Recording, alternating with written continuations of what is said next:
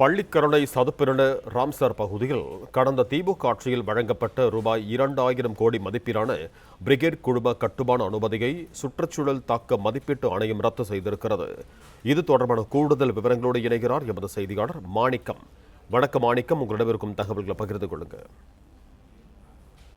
Chennai Pallikaranai சதுப்பிரன Ramsar பகுதியில் அனுமதிக்கப்பட்டிருந்த brigade மார்க்கன் real estate நிறுவனத்துடைய ரூபாய் 2000 கோடி மதிப்புல 1250 குடியிருப்புகள் கட்டக்கூடிய அந்த திட்டத்திற்கு தற்பொழுது சுற்றுச்சூழல் அனுமதி என்பது ரத்து செய்யப்பட்டிருக்கிறது. தமிழ்நாடு ஈரநில ஆணையம் அனுமதி பெறாமலேயே கட்டுமானத்தை தொடங்கியுள்ளதால் சுற்றுச்சூழல் அனுமதி ரத்து செய்வதாக தமிழ்நாடு சுற்றுச்சூழல் தாக்க மதிப்பீட்டு ஆணையத்துடைய அந்த உத்தரவு என்பது தற்பொழுது பிறப்பிக்கப்பட்டிருக்கிற வெளியாகி இருக்கிறது.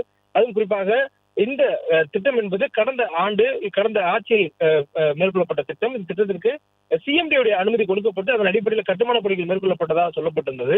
ஆனால் இதுக்கு இந்த ராம்சர் குறியீட்டுடைய நிலத்துக்கு உட்பட்ட இடங்கள்ல இந்த பகுதி வருவதனால இந்த இடத்திற்கு முறையே வெட்லேண்ட் கமிஷன் சொல்லக்கூடிய ஈரநில ஆணையத்தினுடைய முறையான அனுமதி பெறுவது கட்டாயம். ஆனால் அந்த அனுமதி பெறாத சூழல்ல சுற்றுச்சூழல் அனுமதி இல்லாமல் அவர்கள் மேற்கொண்டிருக்கக்கூடிய இந்த கட்டுமானத்திற்கு அனுமதி தர முடியாது என்று சுற்றுச்சூழல் தாக்க மதிப்பீட்டு ஆணையம் முடிவெடுத்திருக்கிறது. அதன் அடிப்படையில் அதற்கு கொடுக்கப்பட்டிருக்கூடிய இந்த சுற்றுச்சூழல் அனுமதியை ரத்து செய்வதாக உத்தரவு பிறப்பித்திருக்கிறார்கள்.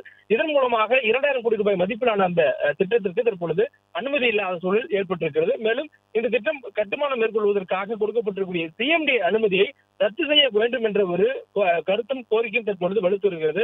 குறிப்பாக ராம்சர் குறியீடு அமைந்திருக்கக்கூடிய சதுப்பநில பகுதியை ஒட்டியிருக்கக்கூடிய பெரும்பாக்கத்துல இந்த திட்டம் என்பது கொண்டு வருவதற்கு முயற்சி செய்யப்பட்டு அதற்கான பணிகள் மேற்கொள்ளப்பட்டு கட்டுமான பணிகள் தொடங்கியிருந்தன. பிளே ஸ்டோர் மற்றும் ஆப் ஸ்டோரில் இருந்து பாலிமர் செயலியை QR கோடு மூலம் பதிவிறக்கம் செய்யுங்கள். செய்திகளை உடனுக்குடன் பெறுங்கள்.